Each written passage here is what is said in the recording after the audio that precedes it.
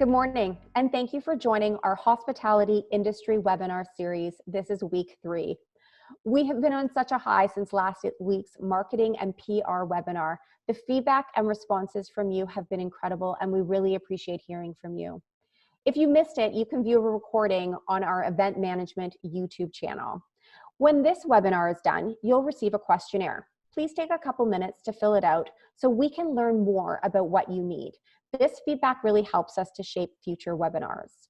The more you share with us, the better we can serve you.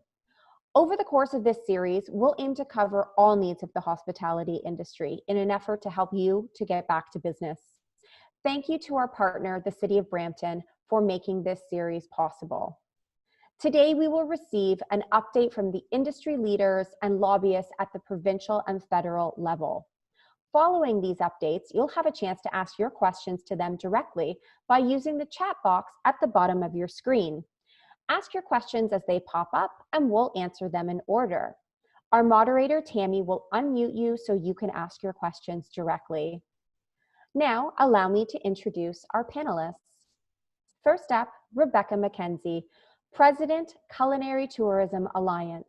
Rebecca has been instrumental in developing and managing tourism programs, including their Feast On accreditation program, the Food Tourism Certificate programs for post-secondary, the annual Hospitality Terroir Symposium, and most recently, the inaugural World's 50 Best Restaurants Explore Ontario campaign.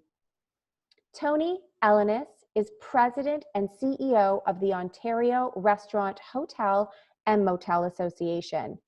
As an Ontario hospitality leader with over 35 years of industry experience and proven track record of positive contributions to hospitality and management, Tony is dedicated to supporting the hospitality and tourism industry of Ontario. David Lefebre, Vice President, Federal and Quebec Affairs for Restaurants Canada. David has a master's degree in political science. He has been working in communications and public affairs for over 15 years. David actively contributes to the promotion of the food service industry, whether it's working on governmental affairs and regulatory affairs, or by offering services to members.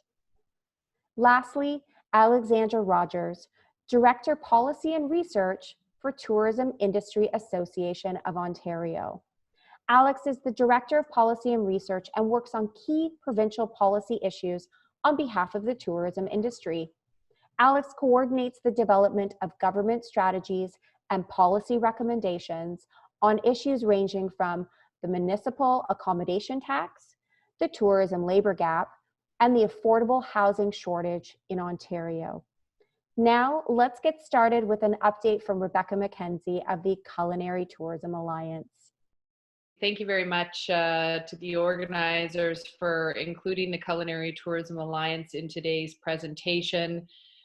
We've had the pleasure of working with the City of Brampton on their food tourism strategy, and I would just wanted to take this opportunity to bring you up to speed to some of the work that we've been doing, certainly working in collaboration with organizations such as the Tourism Industry Association of Ontario, the Ontario Restaurant, Hotel, Motel Association, and supporting the efforts of Restaurants Canada. As a not-for-profit organization, our vision is to see food tourism recognized as a meaningful and sustainable contributor to local economies in destinations worldwide. So while our work is while we are based here in Ontario, we do work provincially, nationally, and internationally. And our mission is to bridge the gap between the food, drink, and travel industries. So we have been closely monitoring, as members of the United Nations World Tourism Organization, closely monitoring the challenges that the travel and tourism industry have been facing in the past number of months, recognizing that while we have seen the most significant impact over the last 8 weeks, certainly this has been a global issue starting into the last quarter of 2019. I would be remiss if I didn't sort of reiterate why the United Nations World Tourism Organization sees food tourism as an integral part of local economic development. And it's largely as they recognize the 5 reasons to invest in developing culinary tourism is that it contributes to intangible heritage and is an important point of differentiation. It will help to attract visitors that spend more and spread their benefits across the value chain, provides economic development opportunities for less visited destinations, and connects with visitor emotions to provide a more meaningful experience, ultimately generating visitor loyalty and referrals for the destination. Recognizing that we are going to have significant challenges as we move from the crisis phase of COVID-19 into the recovery phase and then what would be considered a longer term new normal. There is going to be a need for consumers to reconnect with family and friends.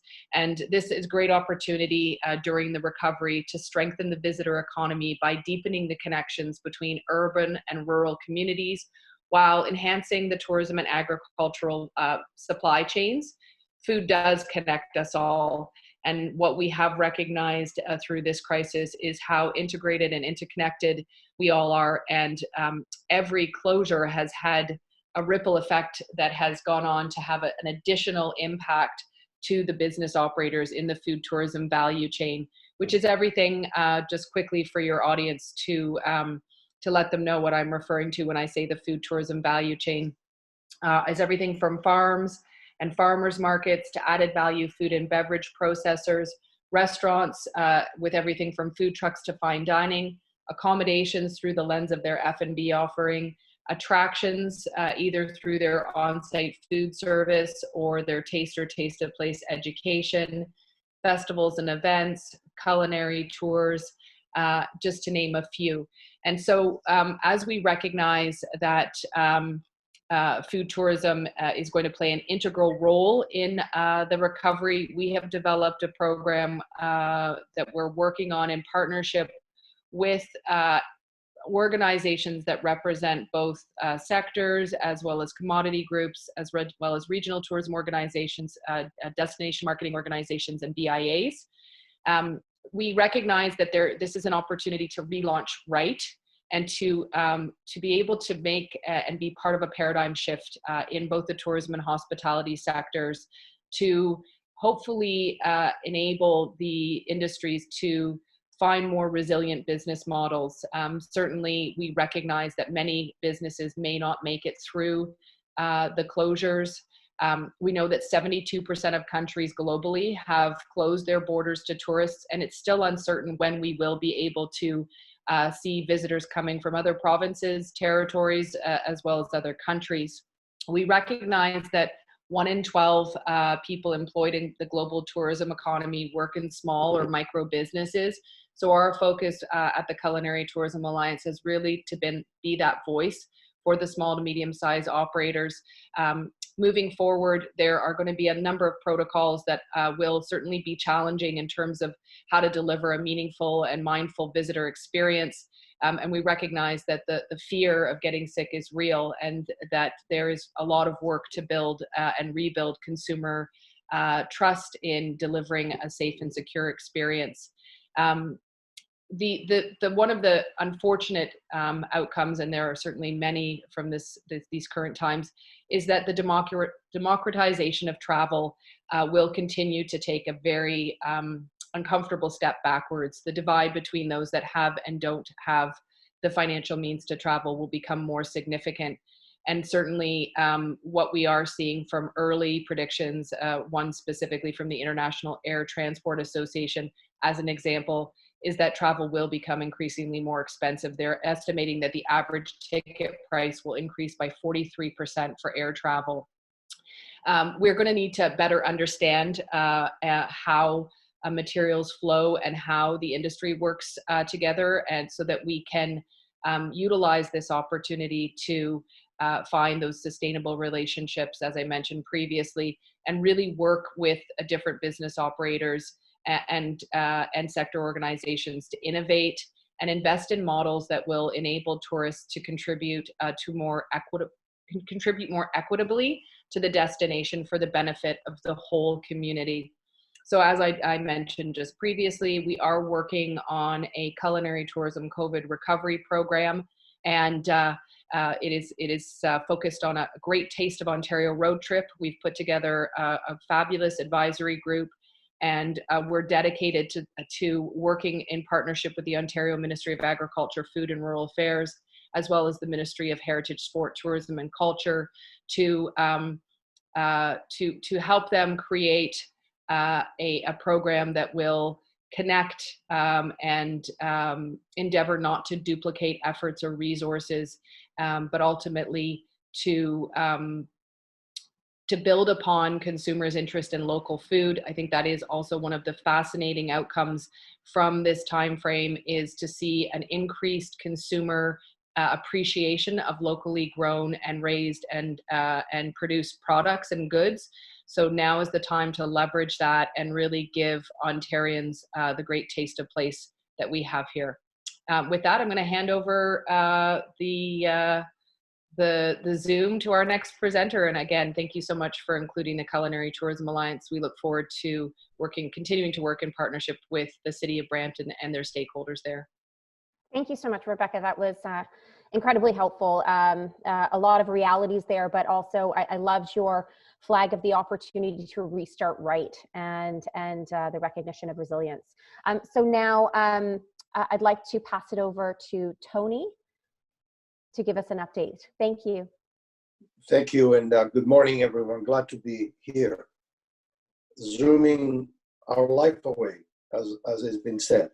My compliments to the event organizers for hosting this industry educational forum for Brampton's hospitality and related business. Kudos to you for doing that. So ORHMA, the Ontario Restaurant Hotel Motel Association, has been advocating for industry relief, especially for an effective solution to the rent issue. This is critical to the survival of many. But the concerns will continue once restaurants reopen again. So I will concentrate my session here on what happens when the restaurant opens and opening day. There are many operators, as we know, eager to open up, and they should be. But the restaurant operation will not be the same. A robust plan is required in order to be prepared for reopening and opening successfully. Till a vaccine is found, by most accounts, as we all hear and read, it's 18 months, perhaps even more. It's a long time. The plan for a restaurant opening needs collaboration between government, the supply chain, and industry. Coming out of a period with zero or marginal revenues for those that do takeout and delivery, a restaurant operator will face pre-opening expenses such as payroll, inventory stock, while paying off the various government emergency deferrals and the loans. This will be tough. It will be tougher when one has to operate the restaurant at a reduction of their license capacity due to distancing rules. Be prepared for added expenses in areas such as sanitation, design, and perhaps even technology. And don't forget the anticipated food pricing hikes. Ladies and gentlemen, we are talking about an industry that operates on razor-thin margins even in the good old days. This will be challenging. We have been working on several fronts to support hospitality operations open up and operate successfully and create the plans. First are the legal and human resource ramifications. And we do have a webinar coming up with probably one of the top employment lawyers in Canada. You're welcome to join it. Just email us your request at info@orhma.com and enjoy the session. The date is still to be announced, but it will be within the next week or so. Anticipate new fears from employees coming back when you open. Sensitive fears in being engaged with other employees and customers. Remember, these employees are now becoming more or less frontline employees, and there are risks. Anticipate that some might not want to come back, and be prepared with the refusal to work rules and how to handle these situations. Be prepared to manage employee policies like you never did before, including gaining assurance from them that if they are sick, they need to let you know. Ensure that our strict stay-home rules in place. Because let's face it, this industry has been cutting corners in many ways in the past. We just cannot afford to do that. Employees continually coughing sends the wrong message to other employees and to customers. And importantly, be prepared to do more than you ever have done for employee satisfaction. In my belief, employee satisfaction drives total success of a business, even the financial part. But be prepared to do a much better job with that. So let's now turn to the operation. Once a week, I go to my local supermarket for groceries. I don't see empty shelves any longer, but I do see large containers of eggs, gigantic flour bags, no frill type packaging, plain packaging, new packaging, and new type of farm potatoes, and the list goes on. The food chain has been faced with tremendous pressure to adjust to high home consumption, and practically without restaurant orders. With the closure of restaurants, food providers ended up throwing their perishable stock away, donated to the food banks, and supplied supermarket shelves with restaurant-type product. And so what does this all mean? When restaurants are open, don't expect your distributor to fulfill your menu needs. Much more food specified for restaurants, along with their packaging, has run out. Food providers in the food chain will have a harder time to transition back to supplying restaurants than when they adjusted their logistics to stock empty grocery shelves. So have a talk and plan accordingly with your distributor. And don't forget to reduce the amount of items featured on your menu. You cannot afford to have those large menus with less people dining in your restaurant. No doubt that the overall operations will need to make adjustments. Priority will be behavioral changes in managers and in employees. In that, we need to adapt to new things driven by distancing and touchless rules. This is our new society and our new business. Cleaning and sanitation practices need to be a restaurant's best friend, and they need to be consistent, not only to sanitize the place, and because perhaps government guides us that way, but the biggest obstacle is to create trust with the consumers, with your customers, so they can come out and dine and come back again. Creating consumer trust will be the biggest obstacle in the industry, because the industry has been built around people meeting people. An industry that has been successful because it provides an environment for people to be engaged, to celebrate, to have fun, and to enjoy experiences. We are working with government on the basic essential health and safety guidelines, and our version of Ontario will come out, I would say, within a week. But many will be choosing to elevate their health and safety standards, having a point of difference because of their restaurant, their brand. That is the beauty of competition. This will be so competitive, and even though it will cost dollars, many will create more trust than others. So it is critical to look at those health and safety rules in moving forward. And of course, promoting these practices to the consumer. Remember, it's about gaining consumer trust. The 2-meter rule of distancing seems to be agreed by all. It flattens the curve and it stops the spread of COVID-19.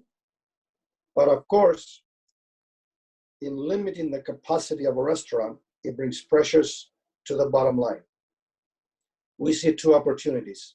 First, opportunities exist through pop-ups or from existing location to expand outdoor patios in adjoining and nearby areas such as squares, vacant lots, non-used parking areas, street extensions, and pedestrian alley walkways. This has been the case in Europe for years, bringing vibrancy and a festival feeling to a location. We are working in making this happen through rules such as changing patio seating size allowance from the current ratio to the interior space. We have talked with the Alcohol and Gaming Commission. We have talked with many municipalities, and we welcome that they are supportive. So hopefully we'll have extra revenues for the industry come this summer. The second opportunity presenting itself around distancing is through creative designs and floor layouts. And this will be tough, but we're still talking to the Ministry of Health on this. The 50% capacity rule needs to be challenged, and it should be site or location specific. An example would be if 50s diners or sushi bars with protective enclosures around booths, it can pass the test. For many, it is not profitable to open a 50% capacity. 75% seems more accurate on a break-even point analysis. We are producing scenarios that will include with our publication in a week's time. It is not the right thing to do if you're not able to flow your cash to the bottom line. So don't be too eager till you understand the fiscal responsibility with it. With customer count reduction and anticipated higher costs, the traditional expense lines need to be reduced. And we are working with government focusing on the ordinary type of expenses that perhaps they and us have tried before, but we had no success. So our advocating efforts are geared towards improving the restaurant's bottom line once the restaurant opens. This is a good time to introduce beverage alcohol wholesale pricing. Make the beverage alcohol delivery permanent. It might not be good for many, but many others are contributing this for the one single reason why they're still open with delivery. Make the employment health tax exemption threshold permanent.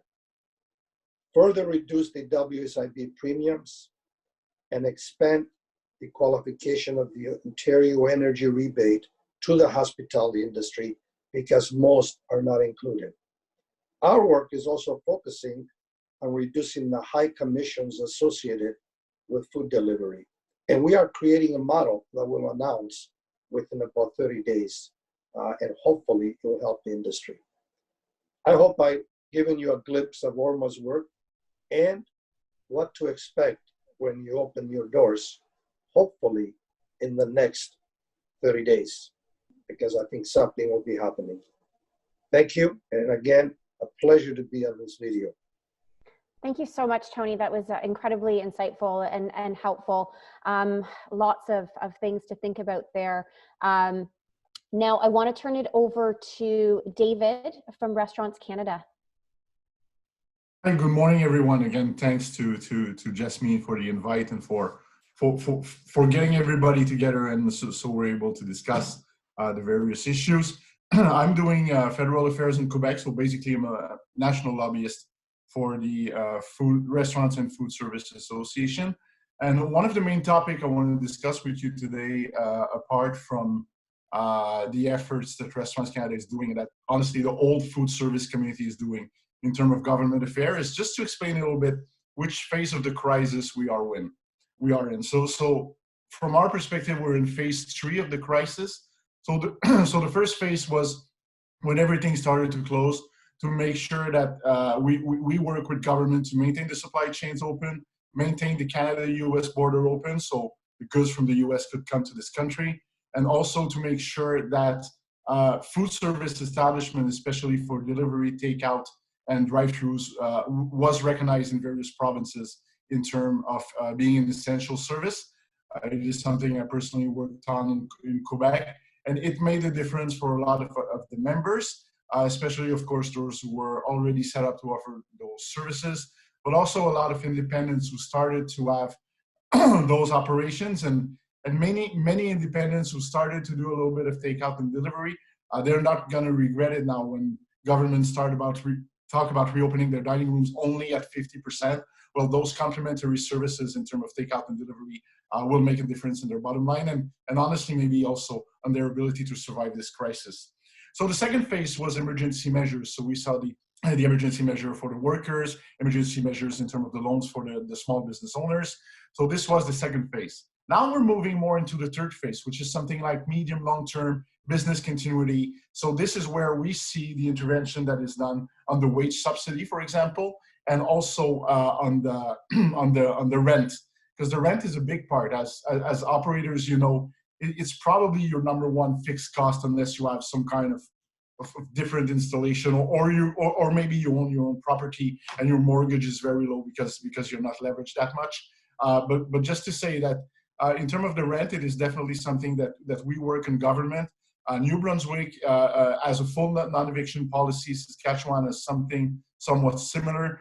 Nova Scotia and Quebec are working on their own models. And the federal government has put in place, in conjunction with the provinces, some kind of deals where a tenant and a landowner can strike a deal in terms of the rent. The challenge is that the whole power is in the hands of the provinces and the landowners and the landlords, because they have a veto if a tenant can enter into a deal or not. And this is something that we continue to work both at the federal and provincial levels. The main challenges that we see now as we are pivoting from emergency measures to business continuity, and to us, business continuity is basically reopening of some of the activities that have been forbidden or banned over the last 2 months, namely dining rooms, bars, and other kind of restaurant services. There are three main challenges. The first biggest challenge are regulation. So the first one is binary: can you open or can you not open? And the second one will be the different conditions under which your restaurants can reopen. I don't think it's in the interest of anybody to have a dining room that would look like an hospital or a surgery unit. I think it's very important at the same time to be safe and secure, and to make people feeling safe and secure. But at the same time, you want to make sure that the customer experience, that the people that come to your place can have a good experience, can have fun, because it's part of your business. The second challenge is the liquidity. What is different between food service and the rest of retail is that in food service, when the switch went off, you lost all your inventories. You had to give it away. You had to throw it away. 95% of what you had were perishables, compared to a clothing stores, for example, or a shoe store, that when they reopen their business, well, their inventory is still there. So yes, they're going to lose a little bit of money. Yes, they're going to have to pay the rent, but at least they didn't lose 95% of their inventories. And the third thing, and the third biggest thing, I think, that people grossly underestimate, and Tony spoke to it a little bit. I think he really gets it, and we get it on the same level, is the consumer confidence. How and when people are gonna go back to restaurant is also going to be a challenge. So as much as we want to talk about, 50% is not enough, maybe it should be 80%, and we want to grow it higher. At start, to me, it's not relevant. It's a non-issue, because there's not going to be people coming back in drove in restaurants or in bars at start. So maybe getting to the 50% is an opportunity to see how measures can be adapted and how things can move forward safely, like to prove to the health authority and to prove to the whole community that restaurants can be safe. And at Restaurants Canada, we are very proud of the industry, totally proud of our members. Over the last 9 weeks, there's not been more than 2 individual cases of COVID-19 in the same establishment. There's 2 establishments that had 2 cases. None of the other of the over 50,000 establishments that have remained open in the country had more than 1 case. And no public outbreak was related to anything that happened in the food service, catering industry. So this is something that we need to recognize, that when given the chance and when given the opportunity, food service on the ground in real time, real operations, we can make things right. And this will be our thing during the reopening, because there's not going to be a second or a third chance. Either we do it right or we do it wrong. And if we do it wrong, we're just going to be reclosed, and we're going to be seen as part of the problem rather than part of the solution. So doing that, we want to help you. And the way that we try to help in our association, and the whole community is basically behind us, is to make sure that you guys can have somewhat a program for additional liquidity in order to be able to reopen your establishments. We're also working with the government on the wage subsidy. Prime Minister Trudeau announced an extension of the subsidy last week. We're still awaiting the details, but that's going to be good news because, of course, it's not the crisis is not going to end in early June, and restaurant, food service, and small businesses need additional help. And we will be also looking for a better and a more comprehensive program on rent. And the reason we work on those issues is because we know our members understand that the landscape is not going to be the same anymore. We're an industry that used to be very low barrier to entry, both in terms of labor and in terms of financial investment. That's not going to happen anymore because the landlords are going to ask for 2-3 months in advance to be paid. Financial institutions that were always wary about food service because of the low margin and the low bottom lines are going to be even warier now. So unfortunately, it's probably not going to be possible anymore over the last maybe the next 18 to 24 months, just to say, oh, I'm going to open a restaurant and corner is going to be easy, or the business is going to be hard, but opening it will be easy in terms of money. That's going to be a very different landscape. And it's another reason why we need to make things right and to make sure that food service is recognized as a great contributor to the economy of this country. The other thing that's going to be different, and that we kind of see in our little crystal ball that is a little bit murky now, but there's a few things that we see. The secondary impact of COVID-19 business loss will be important because downtowns are going to look quite different because a lot of people are going to keep working from home. Most people from the big pharmaceutical companies in Canada, they've been authorized to buy equipment and buy stuff to set themselves to work from home until at least December 31st, 2020. So the downtowns are going to look very different. Large events with people like sporting events, concerts, large venues, they're not coming back in 2020, that's for sure. And oftentimes in the food service, especially the downtowns and close to those events, we were getting a lot of secondary customers, that people having a drink or something after the event. That's also going to be a big challenge. And tourism, honestly, especially international tourism, should be down quite a bit. So this is to say that we have quite a challenge in front of us. But the way we see it is getting together. It's getting through it together. And industry is a responsibility, government is a responsibility. Those are two parts that Restaurants Canada is working on very strongly. And our own people, our own customers have a responsibility. And our responsibility is going to be, yes, to make them feel safe, but also to make them feel welcome and make them feel like they can have a good experience at our places. And it's definitely one of the reasons that we want to make sure that as many restaurants, many food service establishments survive, because the diversity of the industry is something that's very important in order to make people want to come back to restaurant.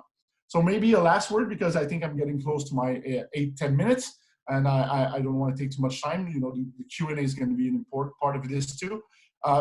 So people have asked me best case, worst case scenario. Worst case scenario is that we find maybe some kind of medication, but no vaccine. And to be honest, so far, there's not been a single vaccine developed for any coronavirus that has been in the world so far. SARS didn't have one, MERS didn't have one, another kind of coronavirus. They've been historically very hard to find a vaccine. So the worst case scenario is that we have to live with it with some severe social distancing measures for an extended period that could be up to 18-24 months. Best case scenario is that either we find a vaccine or the spread and the outbreak of the infection weans off a little bit like SARS and MERS, which probably will take a little bit more time, but could be feasible, or that at some point the political tolerance and the health system tolerance for a certain number of cases makes it manageable in some way, and that restaurants can, with their own process, be seen as part of the solution rather than part of the problem. So my goal today was to make you a presentation on what we're working on, what we see the landscape of the food service for the upcoming months or quarters. I know my presentation might not be the most optimistic, but my optimism, rests on the fact that people in the industry are absolutely fantastic. Last 9 weeks, the operations that were allowed to go forward, government is very satisfied the way it went. and a lot of things has happened that are gonna make it better also when the dining room and the other services reopen. So Jasmine, thanks you very much for the opportunity, and Restaurants Canada remains available to answer your questions should you have any. Thank you, David. That was incredibly insightful, and we appreciate the reality. I'd like to turn it over to Alex now. Hi, Alex. Hi. Yeah, thank you so much, Jasmine, and everyone for having me here today. Yeah, it's a pleasure to be a part of this and give an update on what we're doing at TIO. So prior to COVID-19, our job as the Tourism Industry Association of Ontario was largely to first represent the industry to the provincial government. And in doing that, we were ensuring that the political, economic, and regulatory environment in Ontario reflected what the industry needs to continue growing exponentially. And now, obviously, in the moment of COVID, our job has become to make sure that as many tourism businesses as possible remain economically viable so that they can reopen when we get into later stages in Ontario for recovery. And so in terms of what we've done to manage this and to be able to represent the industry, which is vast and has many sectors, and we're representing all of Ontario, we wanted to make sure we maintained our reputation with government to provide evidence-backed recommendations. So we took our standard methodology of surveying our members and doing interviews, and we expanded that into an evidence generation strategy. And that just basically means that we can connect with other networked institutions like CFIB, EDCO, OBIAA, to leverage our requests so that when we're talking to government, we're not in this insular conversation.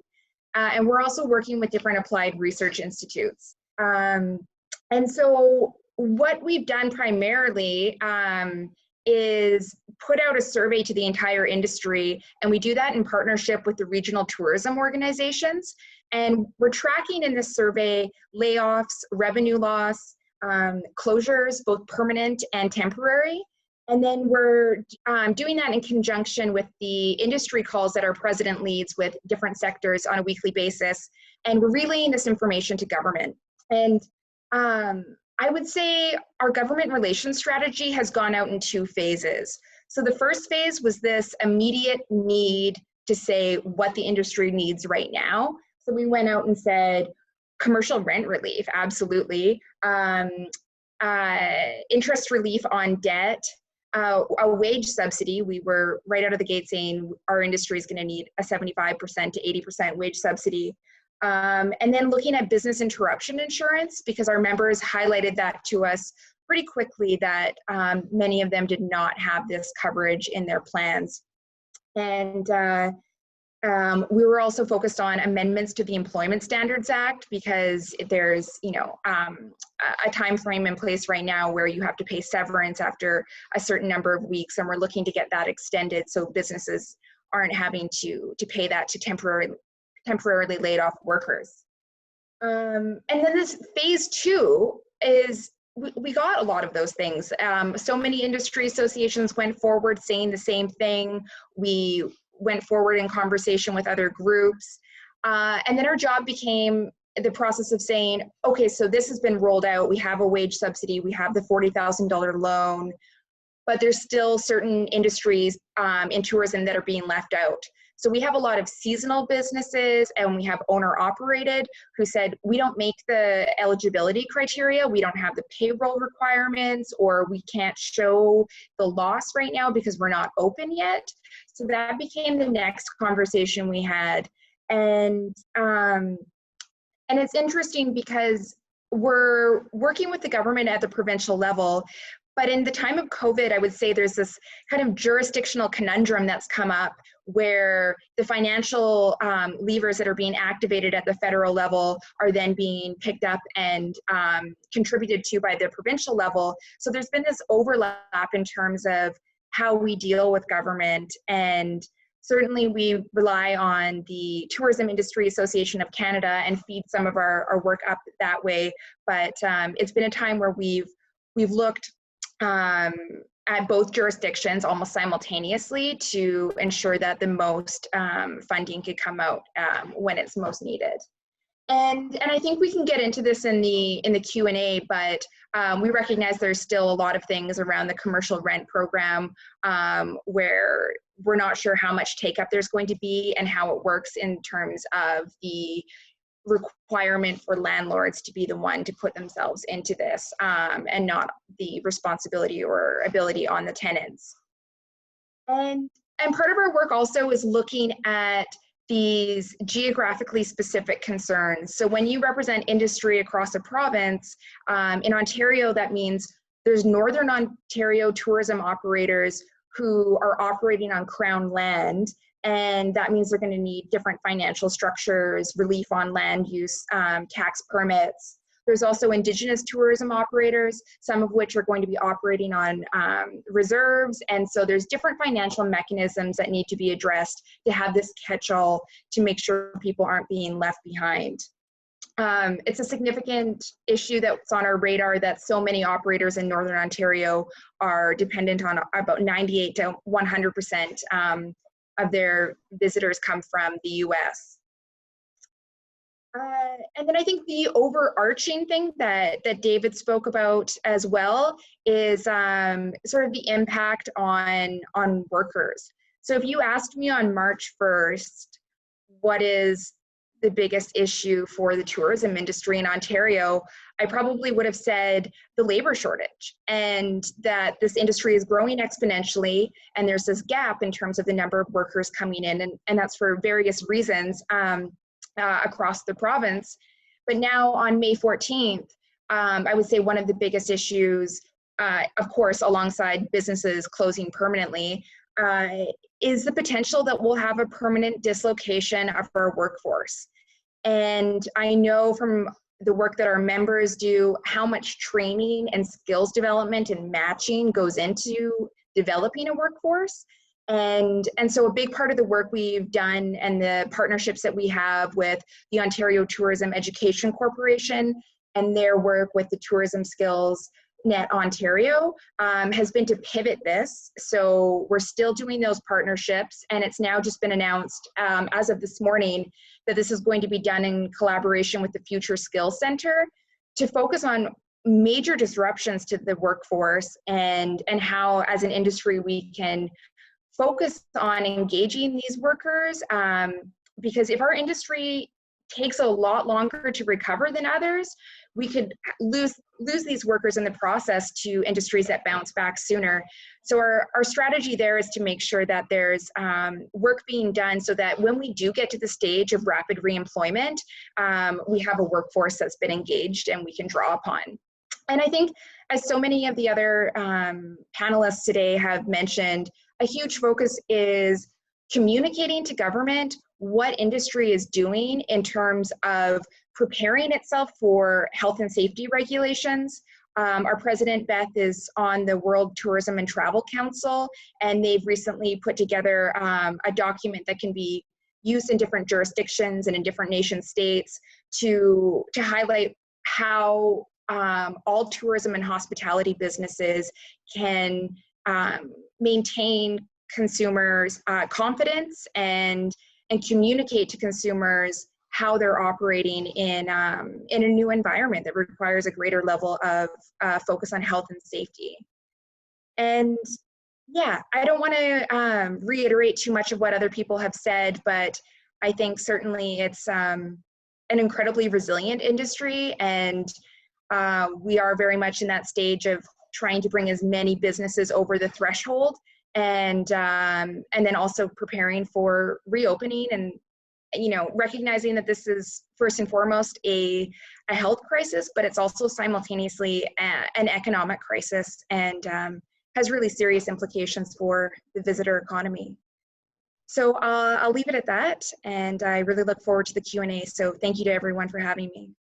Thank you so much, Alex. That was incredibly insightful, and we share a lot of your sentiments. Before we go over to the Q&A, I want to thank each of you and your organizations for the incredible work that you do.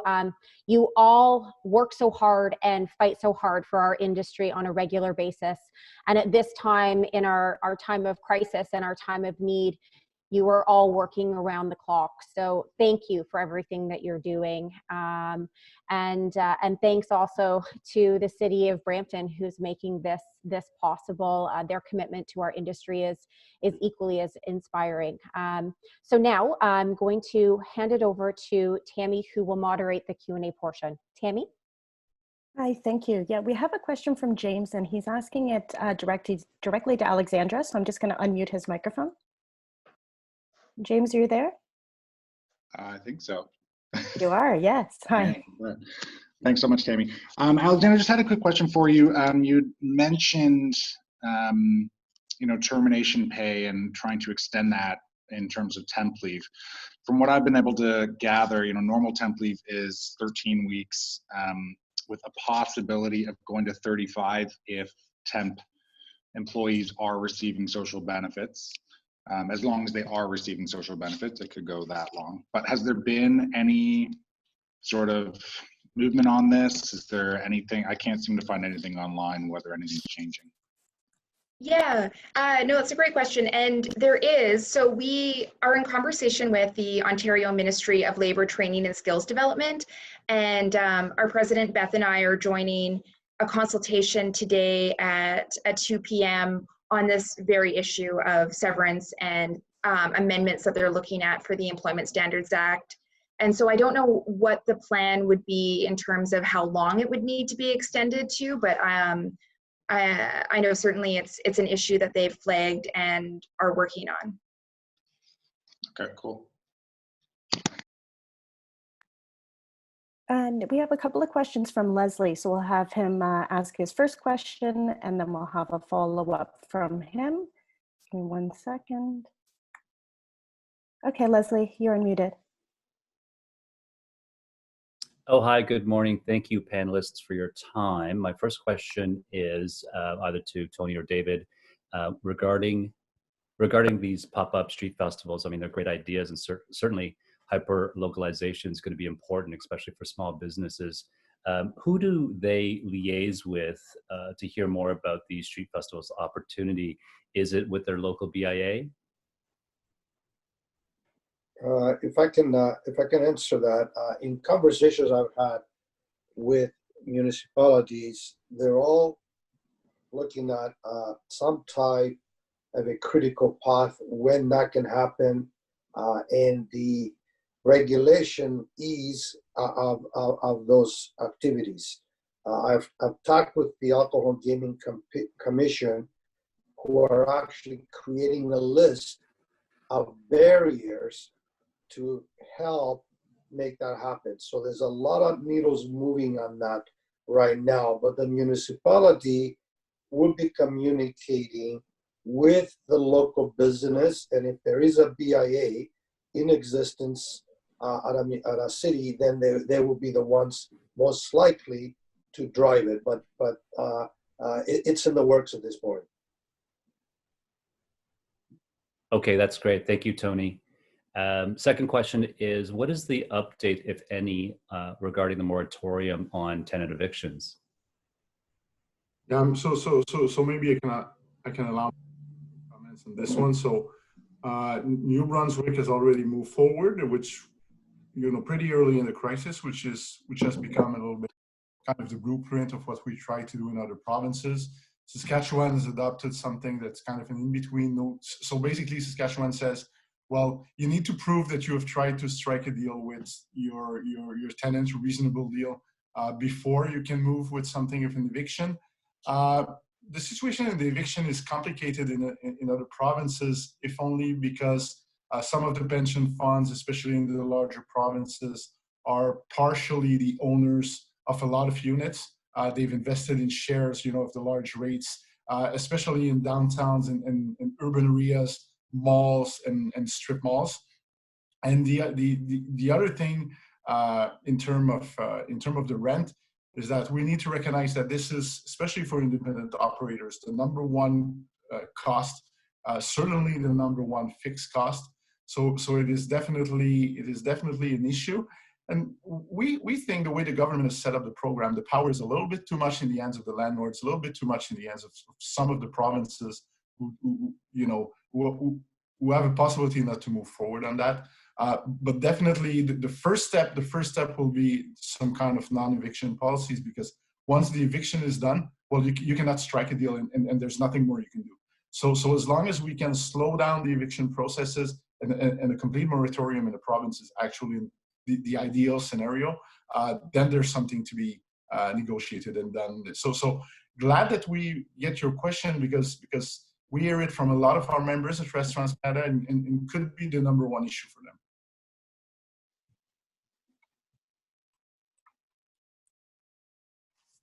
Perfect. We have a question from Kathy regarding land taxes. I will unmute her microphone. Kathy?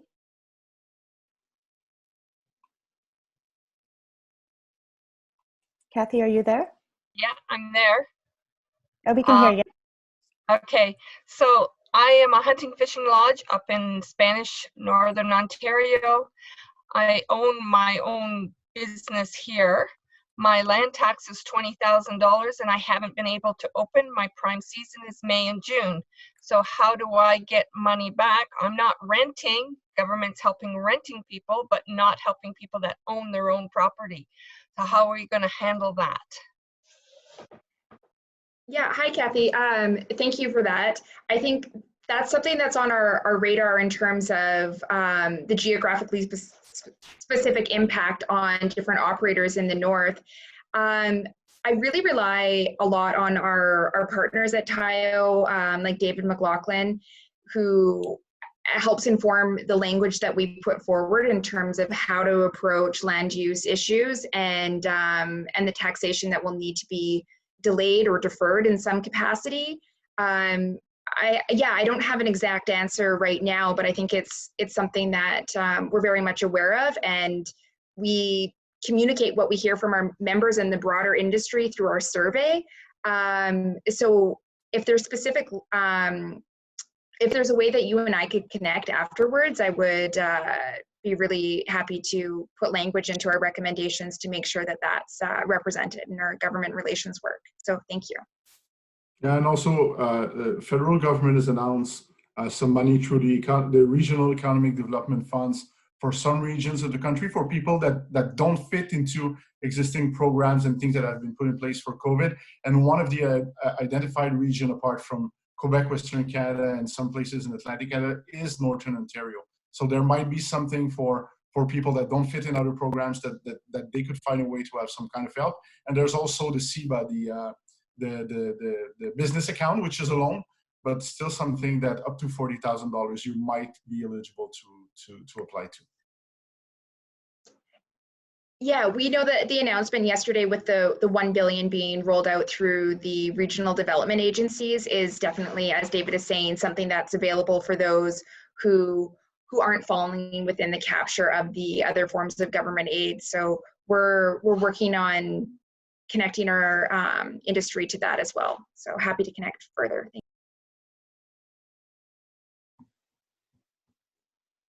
Thank you. We have 2 questions from Geraldine. Geraldine, are you there? Hi there. Hi, good morning. Thank you, panelists. I had a question for you in terms of workforce development, because right now there's a large emphasis and there's also a large investment in that. So in terms of the announcement this morning regarding skills development and having workers to be ready to go at the ready for when things get back to normal, what hiring needs, job specific, do you think will be the most in demand? And the second part of my question is, what hiring needs, job specific, do you think are going to be in the most demand over the next 3 to 6 months, say within a restaurant or hotel setting?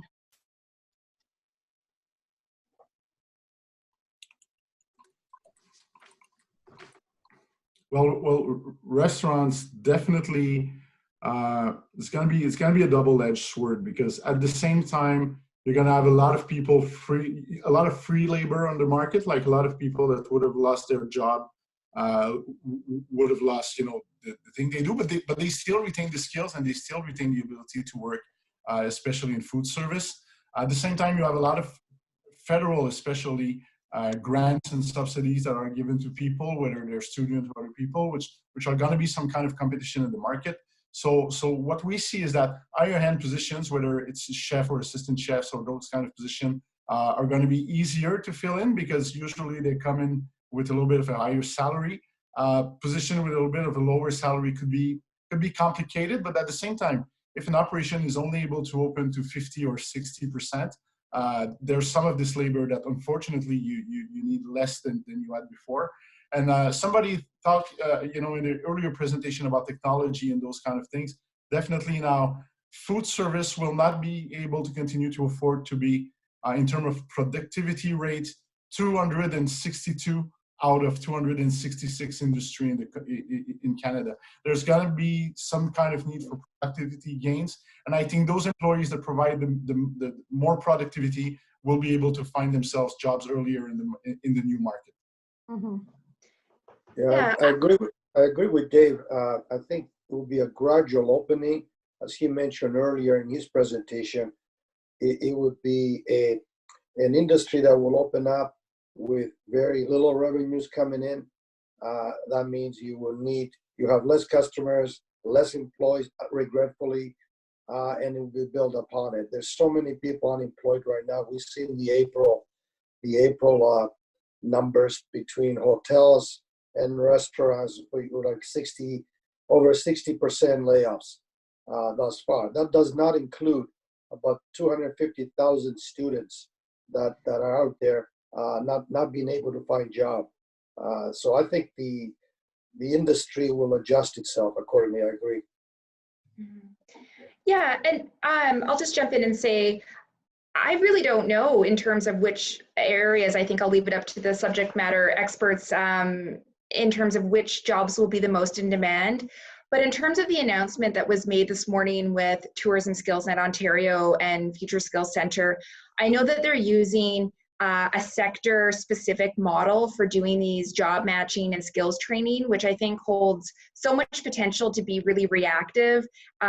So we know that interactive service work and tourism and hospitality was growing, and I think in a larger sense, at a larger trend, it's going to continue to grow, but I couldn't say which industries will be the first to have a need, but I know that this model is definitely set up to react very quickly to whichever one it is.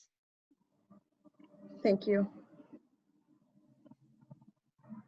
Thank you, everybody. So unfortunately, that brings us to the hour, and we are out of time.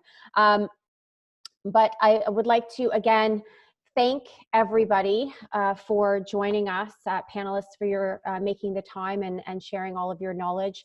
Our panelists today have provided some incredible insight and also some links and some other information that's available. We will provide that in the follow-up.